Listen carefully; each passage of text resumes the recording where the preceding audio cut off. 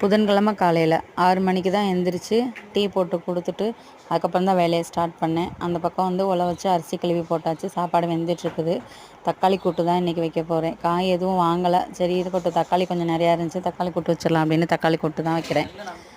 அது கீரை வந்து நைட்டே ஆஞ்சு வச்சுருந்தேன், சிறுகீரை. அது வந்து தோசை ஊற்ற போகிறோம். சிறுகீரை கடைஞ்சிடலாம் பாப்பா, நேற்று வச்ச ரசம் கொஞ்சம் இருக்குது, அதோட போட்டுக்கலான்னு சொன்னேன். இல்லைம்மா நேற்றும் கீரை தான், இன்றைக்கும் கீரை எங்களுக்கு வேண்டாம் அப்படின்ட்டாங்க. சரி அதனால் தக்காளி கூட்டை வச்சுட்டு கீரையவேவும் தோசைக்கு வச்சுக்கலாம் அப்படின்னு சொல்லிட்டு தக்காளி கூட்டை முடிச்சாச்சு, தாளித்து விட்டாச்சு. அந்த வேலை அதோட முடிஞ்சிருச்சு. கீரையை வதக்கிடுவோம். நம்ம எப்பயும் போல் சட்னிக்கு வதக்குற மாதிரி 2 வத்தல், வெள்ளைப்பூடு, வெங்காயம், ஆஞ்சு வச்சுருக்க கீரையவும் போட்டு வதக்கி மிக்சியில் நல்லா போட்டு அரைச்சி வலுவலுன்னு அரைச்சிடணும். அரைச்சி மாவில் ஊற்றிட்டோம்னா அந்த பேஸ்ட்டை மிக்ஸ் பண்ணி அப்படியே தோசை ஊற்றுறது தான். இது நல்லாயிருக்கும். இந்த கீரை கடைஞ்சாலும் நல்லா தான் இருக்கும். சிறுகீரை, ஜீரகம் நேற்று வாங்கிட்டு வந்திருந்தேன், சின்ன சீரகம், இது சுண்டக்காய் வத்தல். எல்லாமே நான் அன்னன்னைக்கு ஒரு பொருள் தான் வாங்குவேன். மொத்தமாக கிராசரி ஐட்டம் நான் வாங்கவே மாட்டேன் எப்பயுமே.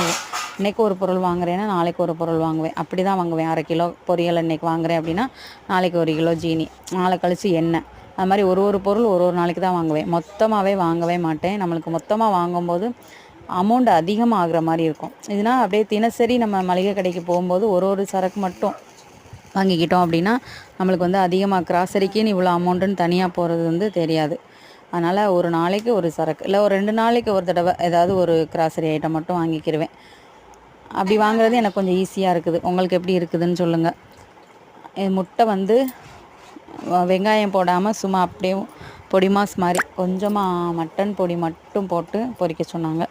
சரி கொஞ்சமாக மட்டன் பொடி மட்டும் போட்டு பொரிச்சிட்டேன். இது வந்து ஸ்கூலுக்கு கொடுத்து விட்றதுக்கு.